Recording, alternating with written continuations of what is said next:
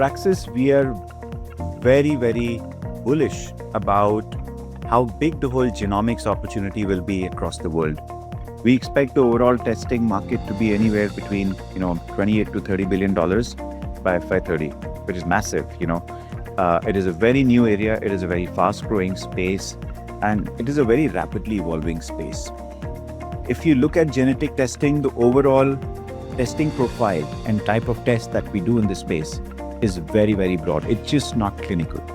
There are two parts of the overall testing. There's, of course, the clinical side, and there are many components within it, and I'll talk about it. There's also the non-clinical side, which a lot of us don't know is also very big.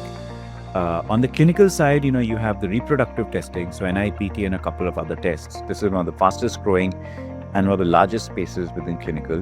The technology is robust, the outcomes are pretty strong, the underlying data is good, and there is a lot of importance that parents and doctors are providing and gynecologists are providing to this.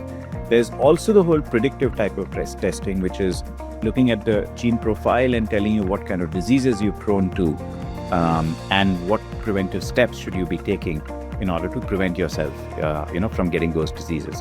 Then there's a lot of treatment and disease specific testing. So a lot of the molecular and COVID and a lot of the infectious testing is also moving genetic. A lot of the treatment planning, especially for oncology, there's a lot of genetic and molecular testing that is picking up, in that area. Again, a very strong application for NGS and a lot of the technologies, and there is also the whole component around ancestry, genealogy testing, where, you're looking at the gene profile, you're looking at the ancestors and what kind of DNA you share with different ethnicities. That's a very nascent space because the underlying data is still not as robust, especially for Asian populations. For Caucasians, it's still very strong, but we are getting there and it's picking up again pretty fast.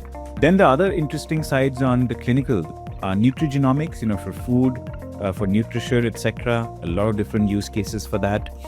Then there is forensic, so a lot of the forensic testing is very closed door and we don't know about it, but there's a big volume of testing that's happening in forensic as well. And then, of course, the whole CRO and the biopharma drug development, that is again very rapidly growing. So those are all the clinical sides. But there's also a lot of interesting kind of testing from genomics happening on the non-clinical side.